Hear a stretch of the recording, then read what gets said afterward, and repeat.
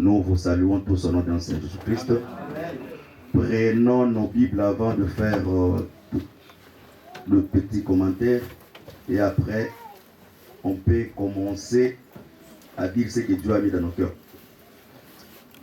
Psaume 61. Lèvons-nous épais.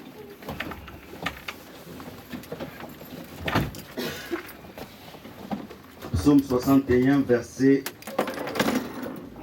7 à verset 8. Psaume chapitre 61, versets 7 et 8. Nous lisons au nom de Jésus-Christ. Amen. Ajoute des jours au jour du roi, que ses années se prolongent à jamais. Qu'il reste sur le trône éternellement devant Dieu. Fais que ta bonté et ta fidélité veillent sur lui. Amen. Genèse 5, verset 4 jusqu'à 5. Genèse 5, 4 et 5. Le jour d'Abraham, après la naissance de Seth. Le jour d'Adam, après la naissance de Seth, furent de 800 ans. Et il engendra des fils et des filles. Tous les jours d'Adam, tous les jours qu'Adam vécut, furent de 930 ans, puis il mourut. Exode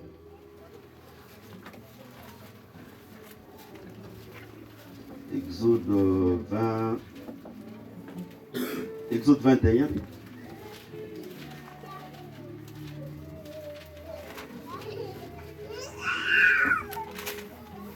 Exode 21, verset 33. Exode 21, verset 33.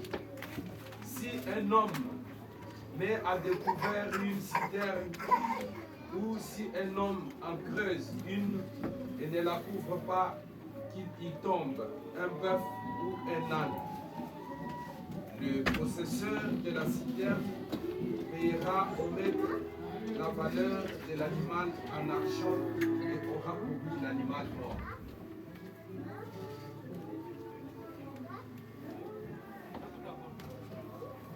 Exode encore 19, verset 5.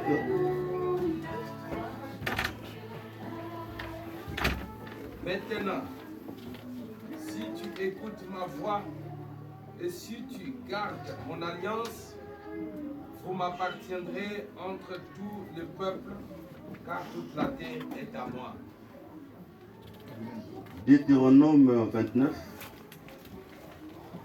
verset 19 à 25. Vous pouvez vous asseoir, le pasteur Rocher va continuer à lire. C'est lui qui a la force de rester debout. Si tu es fatigué, tu peux t'asseoir. Tu peux vous asseoir. Alors, vous les traiterez comme il avait dessein de traiter ton frère. Exode Deutéronome 29. 29.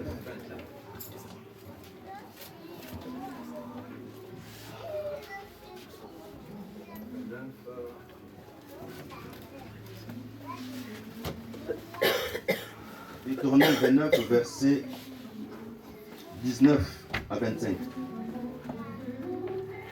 Deutéronome chapitre 29, verset 19 à 25. Que personne, après avoir entendu les paroles de cette alliance contractée avec serment, ne se glorifie dans son cœur et ne dise: j'aurai la paix, quand même je suivrai les penchants de mon cœur et que j'ajouterai l'ivresse à la soif. L'Éternel ne voudra point lui pardonner, mais alors la colère et la jalousie de l'Éternel s'enflammeront contre cet homme. Toutes les malédictions écrites dans ce livre imposeront sur lui, et l'Éternel effacera son nom des dessus des cieux. L'Éternel le séparera pour son malheur et toutes les tribus d'Israël selon toutes les malédictions de l'alliance écrite dans ce livre de la loi. Les générations à venir, vos enfants qui naîtront après vous, et l'étranger qui viendra d'une terre lointaine, à la vue des plaies et des maladies dont l'Éternel aura frappé ce pays, à la vue du souffle du zèle, de l'embrasement de toute la contrée, où il n'y aura ni semence, ni produit, ni aucune herbe qui croisse, comme au bouleversement de Sodome et Gomorrhe, d'Adama et de Zéboïm, que l'Éternel détruisit dans sa colère et dans sa fureur. Toutes les nations diront pourquoi l'Éternel a-t-il arrêté ce pays, pourquoi cette ardente, cette grande colère. Et l'on répondra, je ne sais pas s'ils sont abandonnés l'alliance contractée avec eux par l'Éternel, le Dieu de leur père, lorsqu'il les fit sortir du pays d'Égypte. Amen. Bon, nous reprenons un peu les écritures qu'on a données le dimanche passé à cause des gens qui sont venus aujourd'hui. Parce que quelques frères m'ont dit, bon, on ne court pas. Nous voulons un peu faire goûter aussi les gens qui ne s'étaient pas présentés le dimanche qui passé. Voilà pourquoi nous passons. On va reprendre quelques versets pour un peu aussi... mais nous vous supplions par l'amour de Dieu, que vous puissiez un peu faire des efforts. Sinon, comme ça, on ne va pas beaucoup avancer. Ésaïe 23, 14 à 18.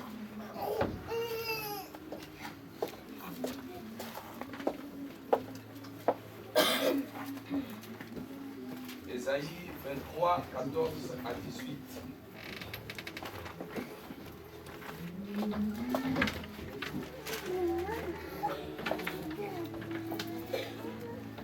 Lamentez-vous, navire de Tarsis, car votre forteresse est détruite.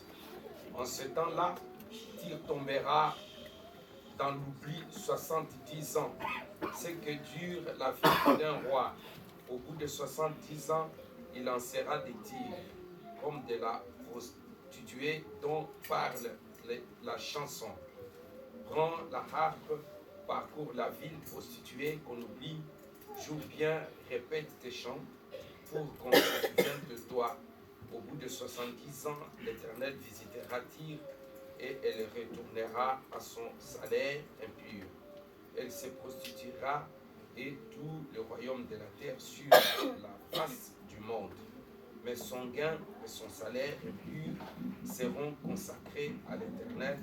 Ils ne seront ni entassés, ni consacrés, ni conservés, car son gain fournira pour ceux qui habitent devant l'Éternel une nourriture abondante et des vêtements magnifiques. Daniel 9, verset 23-27.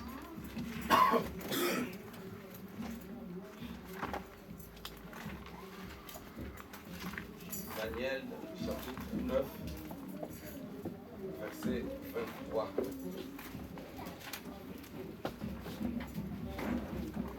Lorsque tu as commencé à prier, la parole est sortie.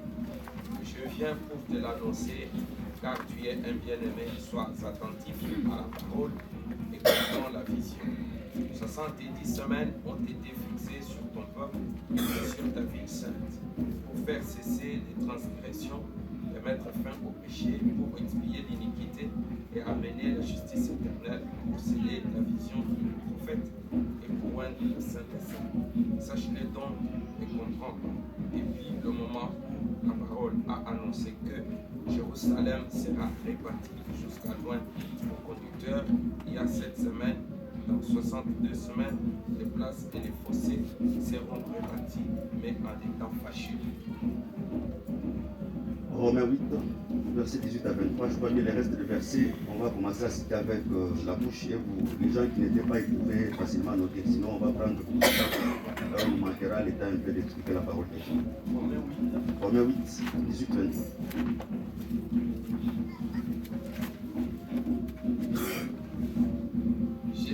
que les souffrances du temps présent ne sauraient être comparées à la gloire à venir qui sera révélée pour vous. Aussi, la création attend-elle avec un ardent désir la révélation du Fils de Dieu, car la création a été soumise à la vanité, non à son gré, mais à cause de celui qui y a soumise. Avec l'espérance, elle aussi sera affranchie de la servitude de la corruption pour avoir part à la liberté de la gloire des enfants de Dieu. Or, nous savons que jusqu'à ce jour, la création tout entière soupire et souffre les douleurs de l'enfantement. Et ce n'est pas elle seule, mais nous aussi avons les prémices de l'esprit. Nous aussi nous soupirons et nous-mêmes en attendant l'adoption, la rédemption de notre corps. Apocalypse 20, verset 1 à 3. Apocalypse chapitre 20, verset 1 à 3. Apocalypse 20, 1 à 3. Apocalypse chapitre 20, verset 1 à 3. Puis j'ai vu descendre du ciel un ange qui avait les clés et une grande chaîne dans sa main. Il saisit le dragon, le serpent ancien, qui est le diable de Satan, et il le lia pour 1000 ans. Il le jeta dans la vie, ferma, et c'est là l'entrée au-dessus des murs. Afin de suivre les nations jusqu'à ce que les 1000 ans puissent accomplir. Après cela, il faut qu'il soit délié pour un peu de temps. Amen. Que le Seigneur bénisse la lecture de sa parole. Amen. Que le Seigneur vous bénisse. Amen. Oh, mais soyez un peu calme. Que le Seigneur vous bénisse. Amen. Et Dieu soit loué, je crois bien. Nous parlons un peu sur la prolongation du séjour, des jours du roi. Par la grâce de Dieu, nous le savons tous que la Bible a 4 dimensions différentes, qui est la connaissance, la révélation, la doctrine et la prophétie. Quand tu regardes très bien, le bien-aimé Pierre dit ceci dans le livre de 1 Pierre, je crois bien 1 verset 19. Il dit, la parole prophétique c'est comme une lampe qui brille dans les lieux obscurs. Le bien-aimé Paul dit dans Hébreux 6, quand il parle sur les éléments fondamentaux de la doctrine, il dit les recevements aux œuvres mortes, la foi en Dieu, la doctrine des impositions de main, la doctrine des baptêmes, et il parle sur le jugement dernier. C'est-à-dire, en soi, la prophétie.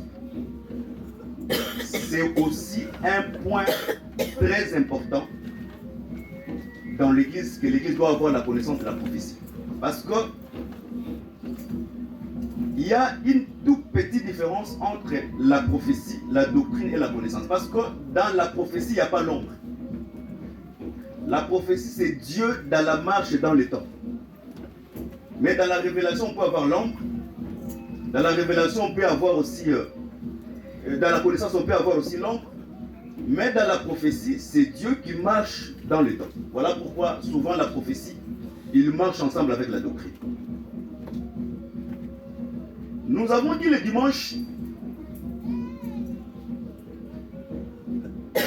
un prophète appelé du ministère. Parce que dans ces temps ici où nous sommes, nous avons des difficultés d'avoir des vrais prophètes dans le ministère. Mais nous avons plus des prophètes qui ont des dons, qui peuvent voir les arbres, qui peuvent voir les fruits. Mais des fois, quand ils passent, on les appelle aussi les prophètes. Même moi, fréquemment, des fois, je reçois des songes et des visions. Et au travers des songes et des visions, quand je commence à donner les gens peuvent aussi m'appeler prophète. Mais le bien-aimé Pierre, quand tu parles sur la parole prophétique, il dit prêtez attention, parce que la parole prophétique, c'est une lampe qui brille dans le lieu obscur. Et dans la parole prophétique, quand on comprend très mal le temps, et tous les peuples seront égarés. Parce que nous croyons nous sommes égarés par l'enseignement. Un bon enseignement ramène au salut. Tout mauvais enseignement ramène les gens dans l'enfer. Voilà pourquoi nous pouvons jouer avec tout, sauf jouer avec l'enseignement. Une bonne église, c'est celui qui écoute et qui veille sur l'enseignement.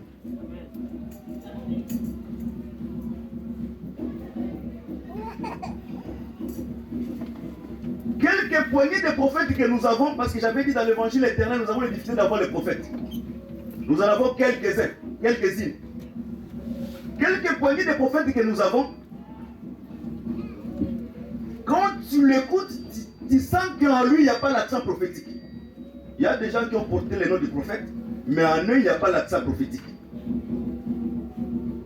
Parmi les 5 ustensiles qui font le service sur l'autel, parce qu'il y a le brasier, il y a le pelle, il y a le couteau, il y a le bassin. Et il y a la pelle. Donc c'est-à-dire, il y a la fourchette. C'est-à-dire, tu as la capacité quand tu viens sur l'autel de voir chaque ustensile. Bien que ces 5 ustensiles se complètent dans le service. Mais tu as la capacité de voir ça, c'est la fourchette. Ça, c'est le bassin. Ça, c'est le pelle. Ça, c'est le brasier. Tu as la capacité de différencier. Mais c'est une grande difficulté que nous avons dans l'évangile éternel, de différencier les ministères. Parce que souvent, tout le monde parle de la même chose. Voilà pourquoi nous avons plus dans l'évangile éternel des foules de docteurs, des foules de pasteurs, des foules des apôtres, mais on a moins des évangélistes et moins des prophètes. Quel est ce but? Donc nous avons besoin de ce ministère parce qu'au temps de la fin où nous sommes, les prophètes, c'est une lampe qui doit nous éclairer. Que les saints vous bénissent. Mais dans ce temps où nous sommes, nous avons peut-être un tout petit poignet. Tous les prophètes, quand ils attendent, tous les prophètes parlent de la même chose. Le Dieu que nous prêchons, le bien-aimé Paul dit, Dieu parle de plusieurs manières. C'est-à-dire Dieu peut parler la même chose, mais il parle de plusieurs manières. Là où il y a des prophètes, quand ils commencent tous à parler la même chose, où il y a certaines qui le sont, et les autres par copie. Or, les copies a été toujours les faux. Que les saints vous bénissent.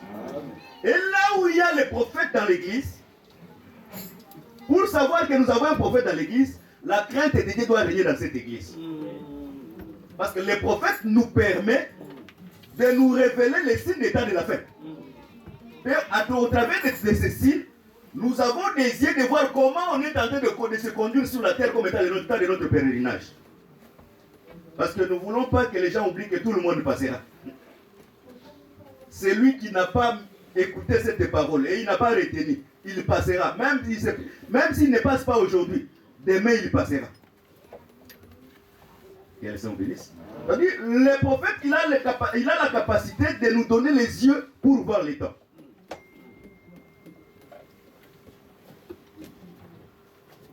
Et toutes les 5 grâces du ministère, il n'y a aucun ministère de miracle.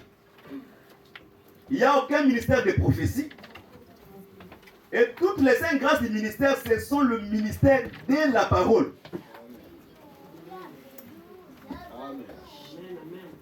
Que les saints vous bénissent.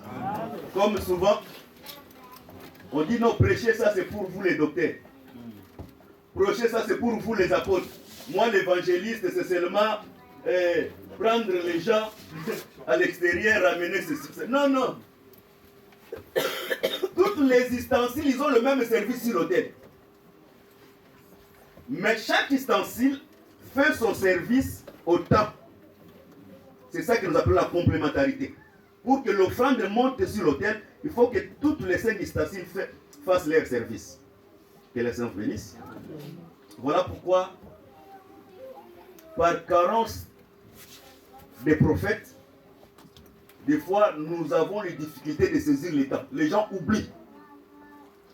Parce que le ministère est là pour rappeler. Nous oublions que le monde, le soleil, avance avec son mouvement. Que le Seigneur bénisse.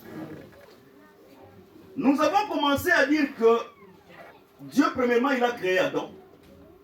Et Dieu a introduit Adam dans le jardin. Selon Dieu, parce qu'il y a Dieu dans la largeur, il y a Dieu dans la profondeur. Paul dit, il faut que nous puissions comprendre Dieu dans la largeur, la longueur, la hauteur et la profondeur. Dieu dans la largeur, Dieu a fait que Adam pouvait vivre éternellement. Mais Dieu dans la profondeur savait qu'Adam devait tomber. Que le Seigneur bénisse. Pourquoi Adam devait tomber? Parce que Dieu, quand il a créé Adam, il a dit à Adam, faisons l'homme à notre image et à notre ressemblance. Mais quand nous regardons très bien la Bible, nous allons comprendre que bien que Dieu a dit que créons l'homme à notre image et à notre ressemblance, mais Adam n'avait pas encore parfait toutes les dimensions de la divinité. Est-ce qu'on se comprend? Parce que Adam n'avait pas la connaissance du bien et du mal. Quand tu n'as pas la connaissance du bien et du mal, c'est que tu n'as pas encore parfait toute la connaissance de la divinité. Que les Seigneur bénisse. Est-ce qu'on se comprend? Parce que là, la prophétie, si tu ne comprends pas, sois très calme. Ne cherche pas à chercher comment, sinon tu vas te faire de pour rien. Parce que la prophétie, ça c'est l'aigle sous la monte, l'aigle qui monte. Parce que quand on monte, on a plus la pression de voir. Que les Seigneur bénisse. Adam n'avait pas encore palpé toute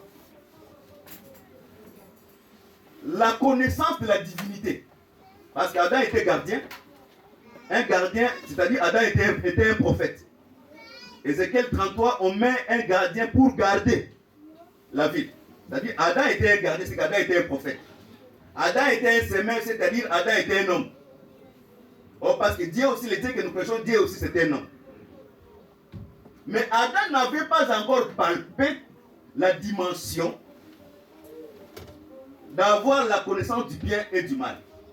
Que le Seigneur bénisse. Voilà pourquoi la Bible dit, les séjours d'Adam étaient de 930 ans. C'est-à-dire, Adam, si Dieu pouvait permettre, bien que ça n'allait pas se faire, de vivre 1000 ans, Adam pouvait vivre éternellement. Parce que quand on entre dans les règnes millénaires, on vit éternellement parce qu'à ce moment, le diable sera lié. Mais Adam, arrivé à 930 ans, Adam meurt. Nous comprenons premièrement par la mort d'Adam. Quand Adam meurt, c'est toute la création qui meurt au travers d'Adam. Que les Seigneur bénisse. C'est-à-dire, quand Adam meurt à 930 ans, moi, je meurs en Adam. Toi, tu meurs en Adam. Parce que Paul dit, tout meurt en Adam. Même ceux qui n'ont pas commis la transgression semblable à Adam. Parce qu'il y a des fois, nous faisons des calculs. Si moi j'étais à la place d'Adam, je n'allais pas pécher. Non. Toi, c'est la continuité d'Adam. Même si tu étais là, tu allais encore tomber. Parce que ça, c'est Dieu a caché le plan de la rédemption sur ce propos. Tu allais toujours tomber. Que les Seigneur bénisse.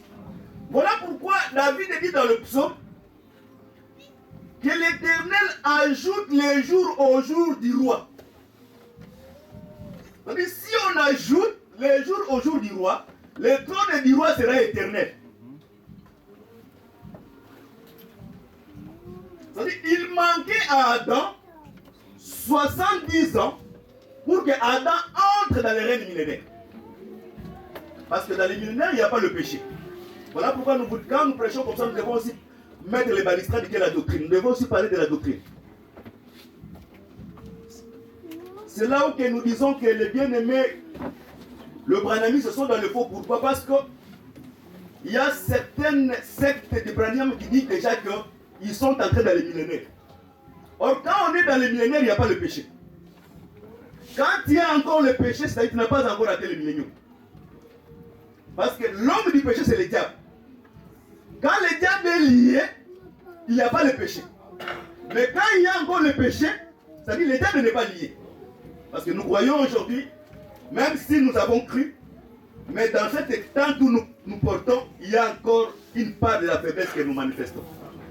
Voilà pourquoi tu pouvais injurier, tu pouvais te fâcher, même si nous ne te voyons pas. Mais tu peux injurier aussi dans ton cœur. Parce que les dieux que nous prêchons, ils voient aussi les cœurs. Que les Seigneur bénisse. Que les Seigneur bénisse. Maintenant, pour que Adam vive éternellement, il faut maintenant qu'on ajoute les jours au jour du roi. Parce qu'en soi, Adam aussi était roi dans les jardins. Parce qu'Adam, c'est celui qui régnait dans les jardins. Il régnait sur la femme, il régnait sur les animaux. Adam était dans les jardins, il régnait une parfaite harmonie. C'est ce que le bien-aimé Paul dit, la création tout entière soupire et souffle. La création aussi attend que la création soit affranchie. Mais pour que la création soit affranchie, il faut premièrement Adam lui-même soit affranchi. Et les saints vous bénissent. Voilà pourquoi nous avons donné l'écriture d'Ecclésiaste 4 qui dit que deux peut tirer un bon salaire. Si l'un tombe, l'autre relève l'autre. S'il est en froid, l'autre chauffe l'autre. Nous avons compris qu'Adam de lui seul ne pouvait pas recevoir le salaire de la vie éternelle. Il fallait qu'il soit deux. C'est à ce moment qu'il pouvait recevoir un bon salaire. Parce que les bons salaires, ce n'est pas ce que nous touchons dans le travail que nous faisons. Mais le bon salaire qui ne périra jamais, c'est quand Dieu te donne la vie éternelle. Voilà pourquoi nous disons des fois, tout ce que nous cherchons ici, des gens peuvent s'entretuer sur la terre ici. Tout le monde dans le monde à nous. Si c'était pour les voitures, les païens en ont encore des voitures les plus belles que nous n'en avons pas. Il y a des gens qui ont les Lamborghini. Il y a des voitures de luxe que nous n'en avons pas. Il y a des gens qui ont des immeubles que nous n'en avons pas. C'est-à-dire, si nous venons ici, il y a des gens qui sont dans le mariage. Peut-être c'est la technologie a avancé, vos trucs là qui marchent comme les, comment on l'appelle, les drones ramènent la nourriture. Mais ce n'est pas ça que nous venons chercher ici. Si nous venons ici, ce n'est pas ce que nous ne pouvons pas trouver dans le monde. C'est ce qui nous ramène ici. Et ce qui nous ramène ici, c'est la vraie parole de l'évangile. Que les saints vous bénissent. Tu peux trouver des paroles, mais tu ne trouveras pas partout la vraie parole de l'évangile. La vérité ne se trouve pas partout. Que les saints vous bénissent. Maintenant, pour que Adam vive éternellement, parce que la Bible dit deux valent mieux, ainsi l'un tombe, l'autre relève l'autre. Je comprends directement que quand Dieu a créé Adam, il a créé aussi sa doublure. C'est-à-dire Adam ne fit que l'ombre du vrai Adam. C'est-à-dire quand Adam marchait, c'était l'ombre qui marchait. Mais à côté d'Adam, il y avait la réalité. Que les saints bénissent. C'est-à-dire si Adam tombe, c'est-à-dire il y avait quelqu'un qui devait relever Adam. Pour que Adam puisse continuer sa marche. Pour entrer dans les règnes millénaires.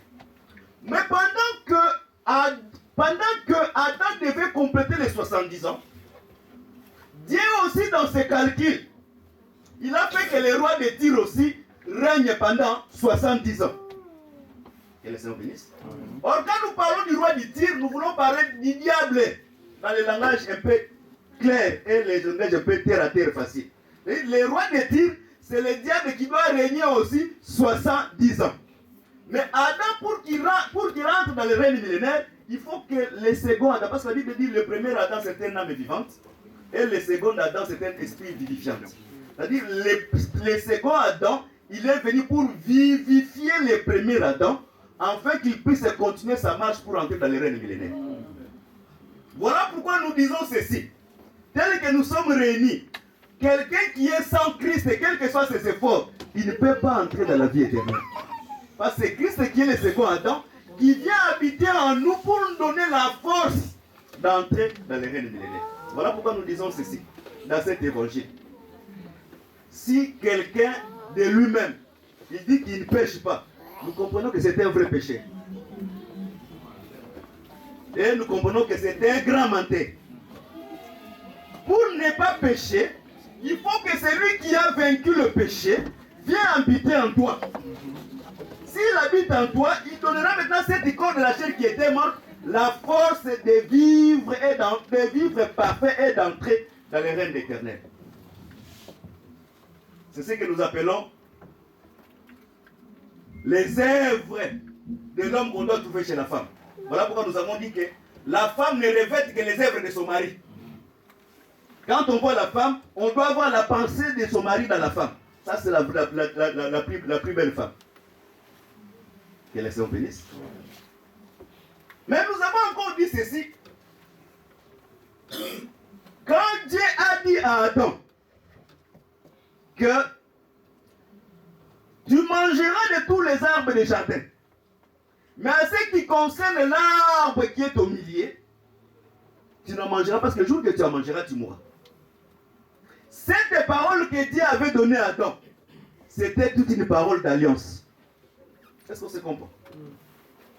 La parole que Dieu a dit à Adam, seulement cette parole-là, c'était une parole d'alliance. C'est ce que le bien-aimé Moïse dit, c'était la parole des serments que Dieu avait fait.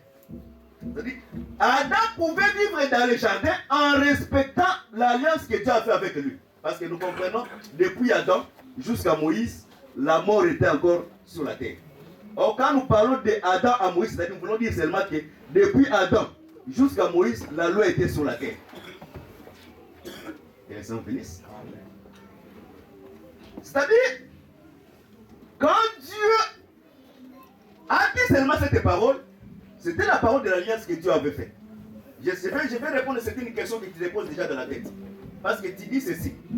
Toute alliance est inaugurée au moyen du sang. Si Dieu avait fait l'alliance avec Adam, où est le sang? Si les ministres commencent à lire la Bible comme tout le monde, ça ne nous sert à rien d'être ministre.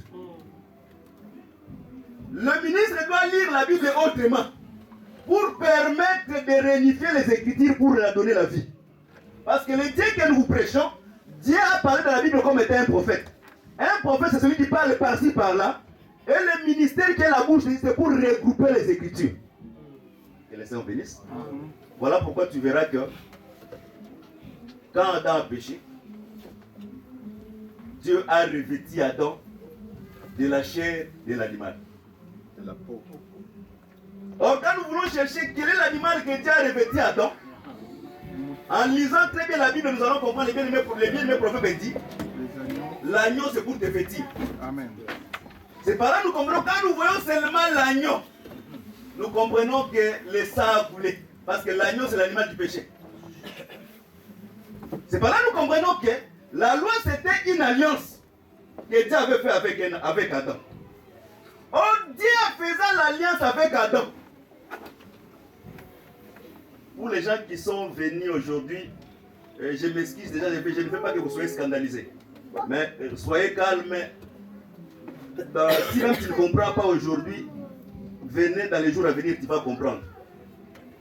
Ça dit, dans d'autres termes, nous allons dire que Dieu a piégé Adam. Est-ce que tu peux comprendre? Dans d'autres termes, Dieu a piégé Adam. Parce que la loi en soi, Moïse dit, quand tu creuses un trou, tu dois mettre le couvercle là-dessus. Parce que si tu ne mets pas le couvercle là-dessus, si quelqu'un tombe, c'est toi qui en paieras le prix de celui qui est tombé dans le trou. En soi, la loi, c'était un trou que Dieu avait creusé. Pourquoi nous avons dit que la loi c'était un trou que Dieu avait creusé?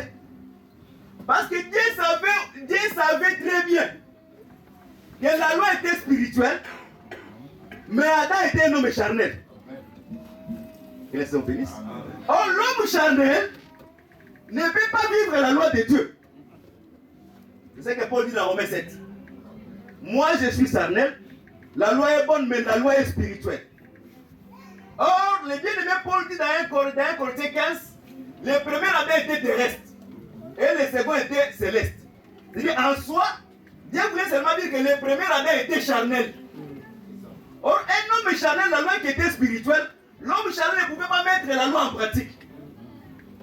C'est-à-dire, Adam était charnel et la loi était spirituelle. C'est-à-dire, pour Dieu, c'était un trou que Dieu avait creusé.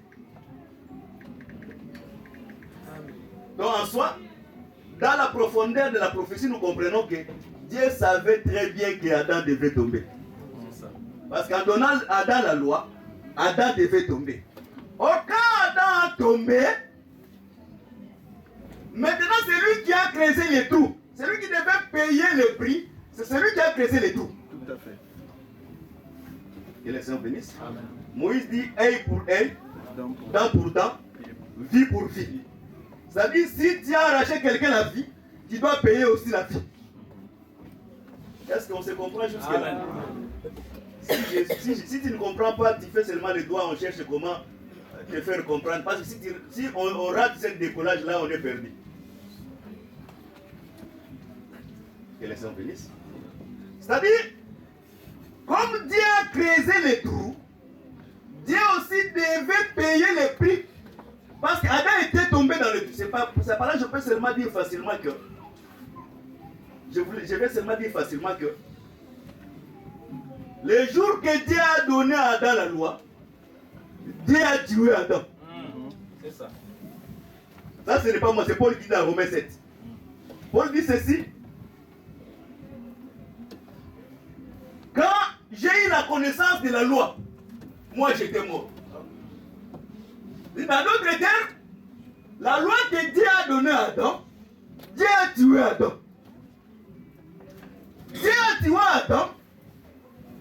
Maintenant, Dieu devait maintenant payer les prix parce que c'est lui qui a fait tuer Adam dans les trous.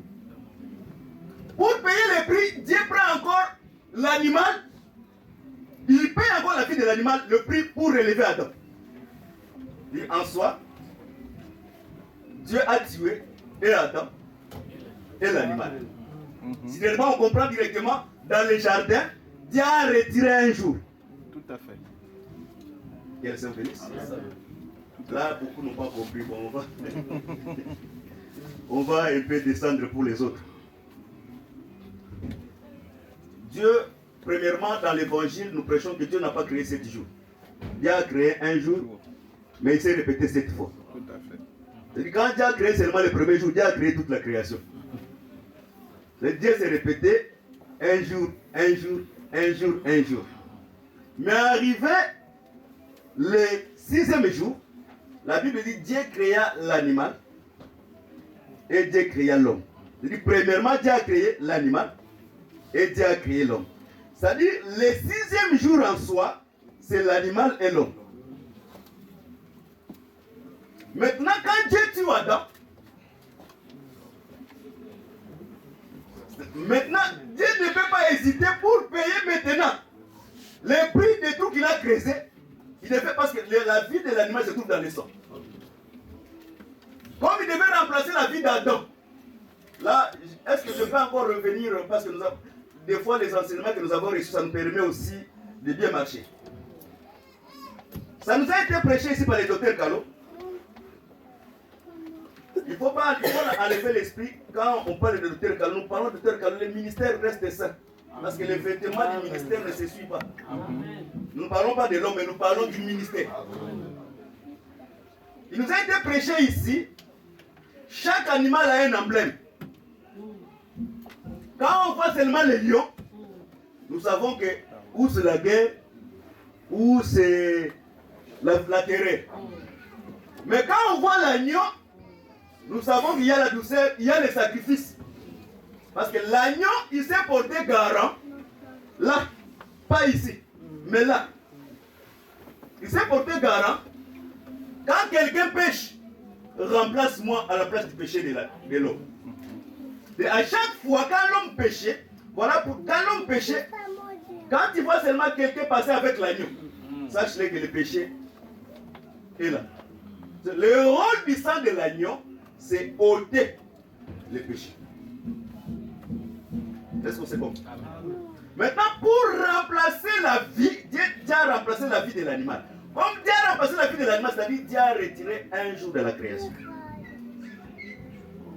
Le 6e jour, Dieu l'a retiré. Et par cela, la création a perdu son sens. Parce qu'il y a le retrait d'un jour. Il faut restituer un. Voilà pourquoi nous avons dit ceci le dimanche. Quand le man tombait, le 6e jour, Dieu faisait pleuvoir le double portion. Le premier jour, Si la manne tombe, tu le gardes demain, ça s'est infecté. Tu ne peux pas manger la manne de demain, d'aujourd'hui, demain. Le deuxième jour, c'est le même. Le troisième, le même. Le quatrième, le cinquième, c'est le même. Mais arrivé le sixième jour, quand la manne tombe, tombe le double portion. Et quand ça tombe le double portion, la première portion te permet de manger le sixième jour. Mais la seconde vase avait la capacité de traverser la nuit afin que tu puisses le manger le second jour. C'est-à-dire la seconde vase du sixième jour, c'était le seul vase qui avait la capacité de traverser la nuit. C'est-à-dire qu'il pouvait dormir et se réveiller. C'est par là que nous comprenons que la seconde vase, ce n'est que le second Adam, qui avait la capacité, parce que dormir selon l'évangile éternel, c'est mourir. C'est la seule vase qui avait la capacité de mourir et de vaincre la mort et de ressusciter pour continuer la marche. Tout à fait. Amen. Le septième jour. Que les saints bénissent. Amen. C'est-à-dire Jésus que nous prêchons, c'est la seule vase qui a traversé la nuit pour se réveiller. Mais toutes les vases, les prophètes, les Élie, les Moïse, il était incapable de traverser la nuit. Voilà pourquoi nous avons donné l'exemple de ceci le dimanche. Parce que nous avons dit, là vous me donnez maintenant un grand travail. Nous avons dit que la femme veuve, que les créanciers voulaient prendre ses deux enfants en esclavagisme, dans sa maison, avant que le seul vase reste, il y en avait plusieurs vases. Mais ces vases-là, à la durée du temps, bien que pas parce que la dette était toujours là, ces vases étaient incapables de payer la dette. Mais dans la maison, il y avait une vase qui est restée avec l'huile pleine. Maintenant, pour payer la dette, il faut aller prendre les autres vases à l'extérieur. Est-ce que c'est compris? C'est par là que nous comprenons la prophétie des sacrificateurs sur Jean 11. La Bible dit quand Jésus a resté Lazare, les principaux sacrificateurs sont réunis avec les souverains sacrificateurs de cet homme. Il dit cet homme fait beaucoup de miracles. Si on ne l'arrête pas, les Romains vont nous envahir.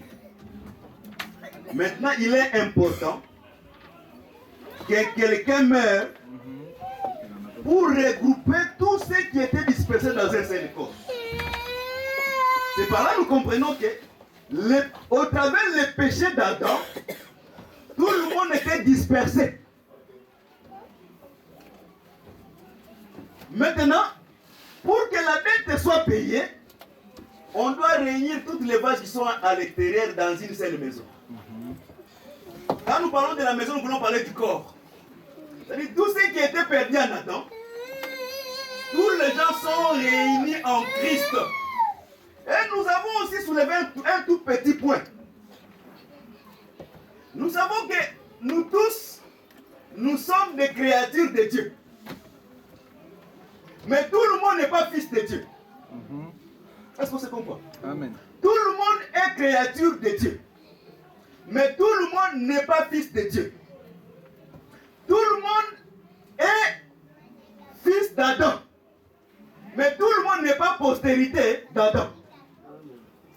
Est-ce que c'est comprend? Parce que quand on commence à citer la postérité d'Adam, on ne cite pas Caïn. Mais quand on veut citer le fils d'Adam, on va citer Caïn. Mais quand on veut citer la postérité d'Adam, on ne citera pas Caïn. C'est pour dire que la postérité, c'était une livre de promesses. C'est-à-dire, Adam, la promesse était transmissible. Jusqu'à ce que la promesse soit accomplie dans Christ, parce que Christ aussi était fils d'Adam, parce qu'il était lié aussi à la loi de la rédemption. Que les Seigneur bénisse. Amen. Maintenant, comme Adam est tombé, Dieu a payé le prix. C'est-à-dire, Dieu a retiré un jour. Maintenant, Dieu était obligatoire. Dieu était obligé, pour le salut, il devait aussi restituer les jours qu'il avait retirés. Tout à fait. Or, la Bible dit ceci dans Ephésiens 1. Dieu a voulu, lorsque le temps sera accompli, de réunir toutes les choses, ceux qui sont dans les cieux et sur la terre, dans le corps d'un seul homme. C'est-à-dire, en Jésus, nous avons le ciel et nous avons la terre. Voilà pourquoi quand Jésus était sur la terre, pendant que les gens voyaient quelqu'un à 2 pattes qui passait, mais Jean-Baptiste voyait un animal à 4 pattes. Quand Jésus passait, Jean-Baptiste dit, voici l'agneau de Dieu qui ôte le péché de ce monde. C'est-à-dire l'animal que Dieu avait pris, Dieu l'a récupéré. Au lieu de rester seulement de récupérer seulement l'animal, mais Dieu aussi devait payer le prix de l'homme qu'il avait retiré. Voilà pourquoi Pilate, quand il regarde Jésus, dit, voici l'homme. C'est-à-dire, en Christ, nous voyons et l'animal et l'homme réunis dans un seul corps. Que le Seigneur vous bénisse. Comme Adam est tombé,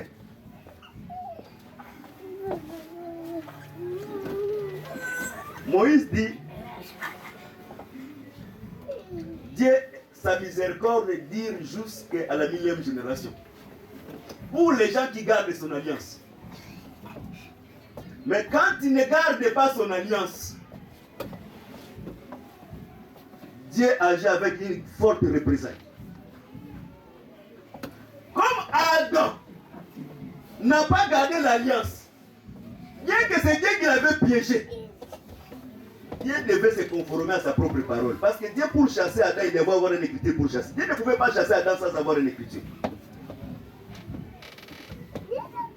C'est par là que nous comprenons dans le sens le plus profond de la prophétie. Les jardins d'Éden étaient la maison d'Israël. Est-ce qu'on se comprend? Ça vous dépasse ou bien comment? Dans le sens le plus profond de la prophétie, les jardins d'Éden étaient la maison d'Israël. Pourquoi nous avons dit que le jardin d'Éden était la maison d'Israël? Parce que la loi que Dieu avait donnée, la loi c'était un signe d'appartenance entre Dieu et l'Israël. Nous les nations, la loi, ce n'est pas notre signe d'appartenance. Et pour que l'Israël appartienne à Dieu, ce qui faisait la différence entre l'Israël et d'autres peuples, c'était la loi que Dieu avait donnée à l'Israël. C'est-à-dire la loi en soi, c'était une signe d'appartenance d'Israël en Dieu. C'est-à-dire aussi longtemps que Israël respectait la loi, Israël devait rester dans les jardins d'Éden. Là, je ne peux pas comprendre, là, je vais changer maintenant la manière de prêcher plus en fait que nous puissions nous comprendre. Nous avons prêché ici que quitter Égypte, aller à Canaan, c'était la marche dans le tabernacle. C'est-à-dire, Égypte, c'était le parvis. Parce que dans le parvis, c'est là où on sacrifie l'agneau. La mer est rouge, c'était les cuves des reins. Parce que la Bible dit qu'ils étaient baptisés à Moïse. Parce que dans la mer rouge, il y avait de l'eau. Et le désert, c'est là où il y avait le pain, qui est une table de pain de proposition. Et Cana, c'est là où il y avait l'arbre de vie. Parce qu'il y avait les Jourdains qui étaient les voiles. Qui a séparé les liés saints et les liés très saints. Voilà pourquoi quand ils ont passé les Jourdains, la Bible dit les Jourdains c'est de haut en bas. De la même manière, quand Jésus est mort à la croix, quand il a crié, la voile s'est déchirée de haut en bas. Donc en soi, Jérusalem, voilà pourquoi quand on voit quand le millénium, pour entrer dans le millénium, Dieu va parler encore de nouvelles Jérusalem. Et en soi, Cana, c'était le lieu très saint. C'était Jérusalem. Parce que Jérusalem, comme étant la ville du grand roi, tu vas vivre en Jérusalem quand tu respectes la parole du roi. Voilà pourquoi Salomon a dit à Chiméi, aussi longtemps tu seras à Jérusalem, tu auras la vie sauve. Mais le jour que tu vas sortir de Jérusalem, tu mourras. Et voilà pourquoi j'ai prêché le dimanche que Adam était mort plusieurs fois. Quand il s'est endormi, c'était la mort. Quand Dieu a donné la loi, c'était encore la mort.